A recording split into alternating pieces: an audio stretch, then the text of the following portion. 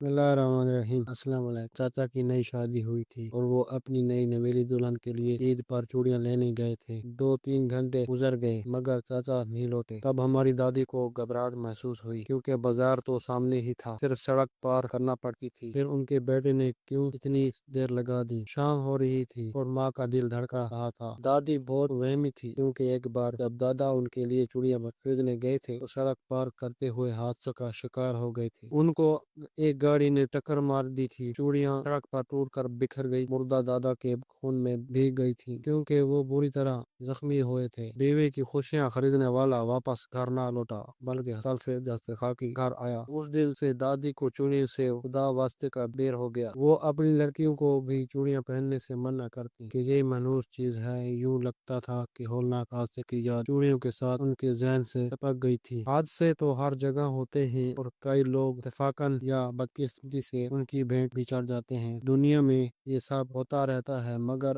ہماری دادی کو کون سمجھاتا؟ انہوں نے پھر کبھی چوڑیاں نہ پہنی مگر ہمارا کیا قصور تھا؟ دادی کی سب ہی باتیں اچھی تھی مگر بس یہی ایک بات مجھ کو ناگوار گزرتی تھی کہ وہ مجھے چوڑیاں پہننے سے منع کرتی، پہن لیتی تو ٹوکتی کہ یہ منحوس چیز پھر تو نے کلائیوں میں چڑھا لی ہے۔ ان کے ٹوکنے سے میں اس قدر چڑھ جاتی تھی کہ چوڑیاں اتار کر پھینک دیتی تھی۔ آنکھوں میں آنسو آ جاتے مگر ان پر ہماری آنسو کا کوئی اثر نہ ہوتا بلکہ اطمینان کا سانس لیتی کہ چوڑیوں کی چھن چھن جو ان کے کانوں میں زہر گھول رہی تھی وہ اب بند ہو گئی تھی۔ دنیا میں ہر طرح کے انسان ہوتے ہیں اور کئی طرح کے ایسے ہوتے ہیں جو توہمات کا شکار رہتے ہیں۔ بس جب میری شادی ہوئی اور سسرال سے کانچ کی چوڑیاں آئیں تو امی نے انہیں دادی سے چھپا لیا کہ پھر ان کا دل اندیشوں میں ڈوب جائے گا، دادا کا سانحہ انہیں یاد آ جائے گا اور یہ اول پول دیکھنے لگیں گی۔ ظاہر ہے کہ دیگر زیور زیادہ قیمتی ہوتے ہیں لیکن کانچ کی چوڑیاں جو سہاگ کی نشانی ہوتی ہیں ان کی اپنی الگ اہمیت ہوتی ہے۔ میری شادی کو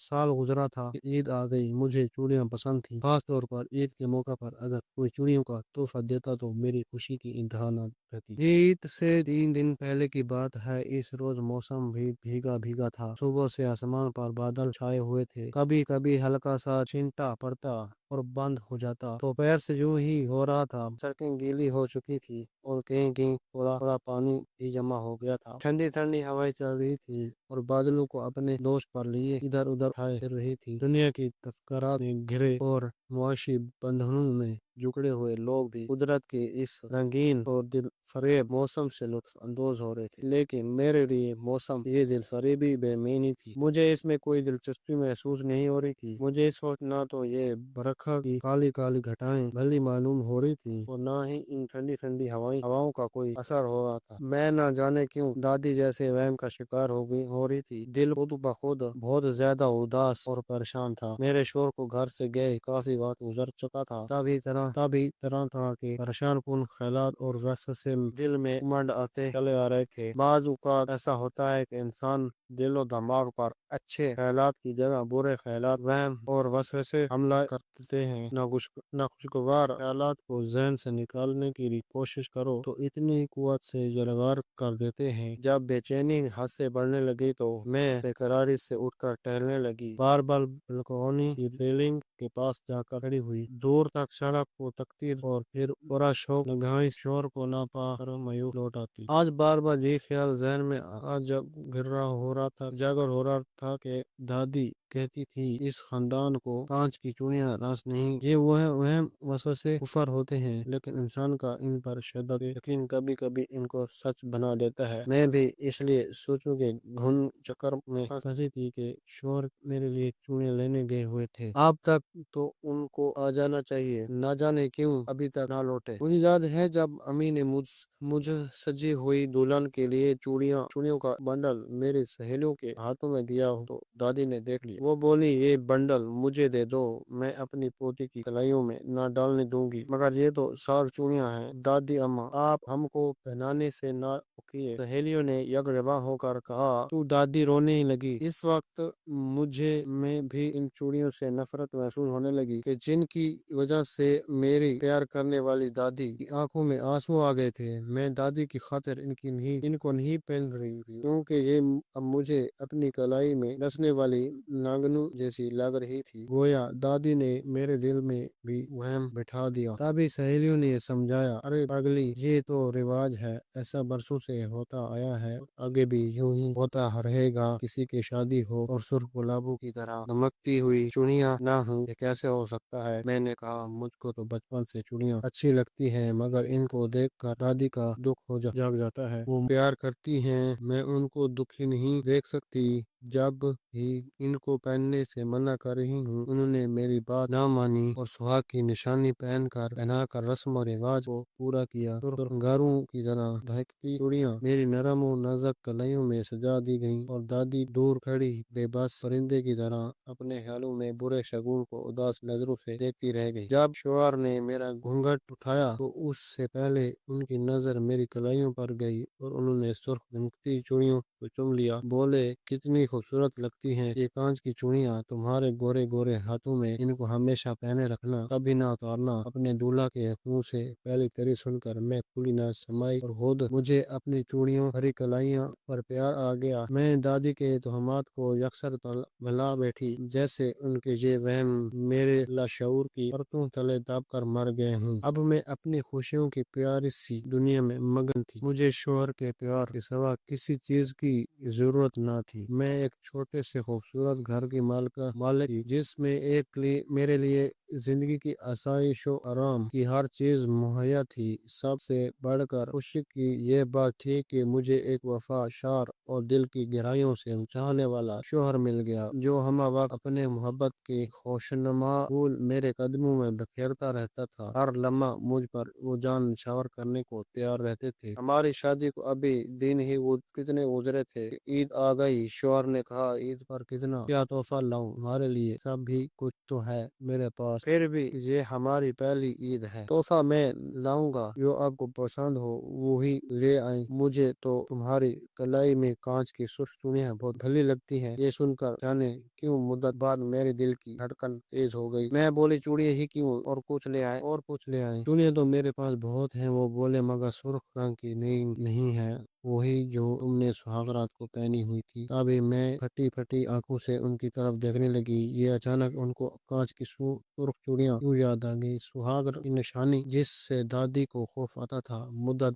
बाद पहली बार मुझे भी खौफ आया और अपना वहम समझकर मैंने खौफ पर काबू पा लिया। या अल्लाह, मेरे सुहाग रात को सलामत रखना, इनको कुछ होने से पहले मुझे कुछ हो जाए। मैंने दिल में दुआ मांगी। मुझे तो आपके लाए सारे ही तोहफे कीमती लगते हैं। शोहर मेरी बात सुनकर मुस्कुराए और ये कहते हुए दरवाजे से बाहर निकल गए थे कि मैं भी आया, इस बार तो अपनी पसंद ही का तोहफा लाऊंगा तुम्हारे लिए। मैं कहना चाहती थी कि ये चूड़ियां ना लाए, मगर वो तो कुछ सुने बगैर ही चले गए और मैं अलमारी में से सुर्ख चूड़ियों का डब्बा निकाल कर देखने लगी। बिल्कुल सही सलामत है, ये इन्हीं को पहन लेती हूँ, आज इन्हें सरप्राइज दूंगी। तभी मैंने सारी चूड़ियां पहन ली और सोने के कड़े जो पहले से पहने हुए थे उतार कर रख दिए। उनकी चमक में जरा भी तो फर्क नहीं पड़ा था। बचपन में जब अबू से चूड़ियां लाने की जिद करती थी तो वो उस वक्त बाजार जाकर चूड़ियां लेकर वापस ही सलामत आ जाते थे। मगर उफ अल्लाह, दादी को मगर कितना वहम था। मेरे दिल को उसी सोच से ताकत मिली और मैं मुस्कुरा दी। कितना प्यार है शोहर को मुझसे, बिल्कुल मेरे अबू की तरह ही मेरा ख्याल करते हैं। बारिश अब तेज होने लगी। कब से बालकोनी में खड़ी सड़क पर आते जाते ट्रैफिक को देख रही थी। कुछ लोग पैदल जा रहे थे, करीब से गुजरती कारें इनके कपड़ों पर छिटनी उड़ते गुजर रही थी। मुझे ये नजारा बेईमानी सा लग रहा था। मौसम का सुहानापन भी ना लभा रहा था। इंतजार था तो बस शोर के आ जाने का। मैंने उनकी पसंद का खाना बनाया था। वो खाना खाए बगैर निकल गए थे। वापस आकर खा लूंगा। इनको गए 3 घंटे गुजरे थे। मुझे एक एक पल भारी पड़ रहा था। मैं खिड़की में जाकर खड़ी हो गई और उसकी सलाखों से सर ढका लिया। तभी सड़क पर तेज से आती गाड़ियों को अचानक ब्रेक लगी और उसके पहियों से चीखें निकल कर गईं। शायद कोई राहगीर नीचे आ गया है। बदन ने झरझर ली और मैंने दिल पर हाथ रख लिया। ऐ मेरे महबूब, मेरा शोर तेरी ईमान में है, इसको अपनी अफियत के साये में रखना। मैं दिल ही दिल में दुआएं मांगने लगी। जी बैठने लगा और आंखों से आंसू बह निकले। गाड़ी के इर्द गिर्द लोग इकट्ठे हो गए थे। एक हजूम देख रहा था। यकीनन सड़क पर कोई हादसा हुआ था। एक बुरे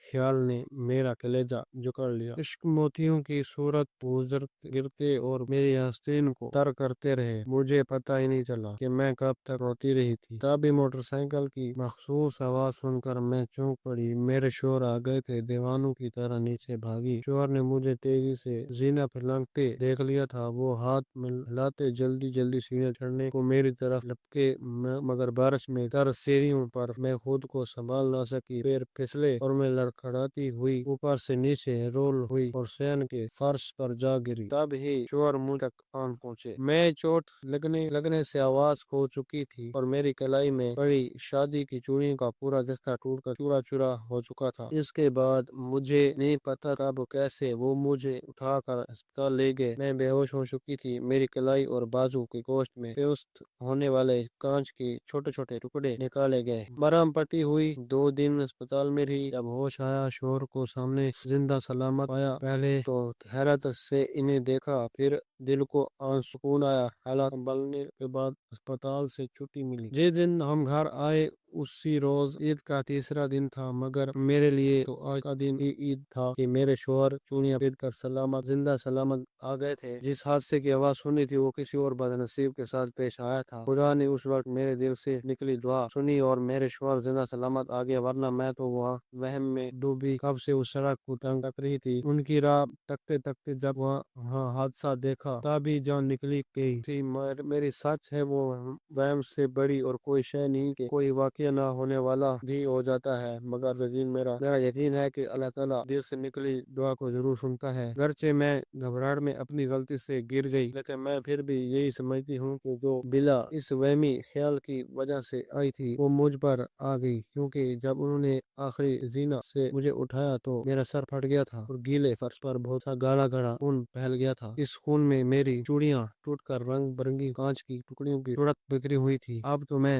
हर किसी को कहती हूँ कि कभी वहम ना करना। ये हादसे महज इत्तेफाक से होते हैं। वहम ऐसा जालिम दुश्मन है जो इंसान की खुशियाँ निगल जाता है। ये शिर्क है, बल्कि बिदअत है। बंदे को अपना सब कुछ अपने खालिक पर छोड़ देना चाहिए। जिसने अपने रब पर भरोसा किया उसने अफियत पाई। जब मेरी कलाई के जख्म ठीक हो गए, शोहर ने मेरी कलाई की में अपनी गिलाई हुई कांच की सुर्ख चूड़ियां फिर से पहना दी। उस वक्त हम दोनों के दिल एक दूसरे के लिए धड़क रहे थे और आंखों में खुशी के आंसू थे। वो एक यादगार दिन था। उस दिन को मैंने कभी नहीं भुला सकती।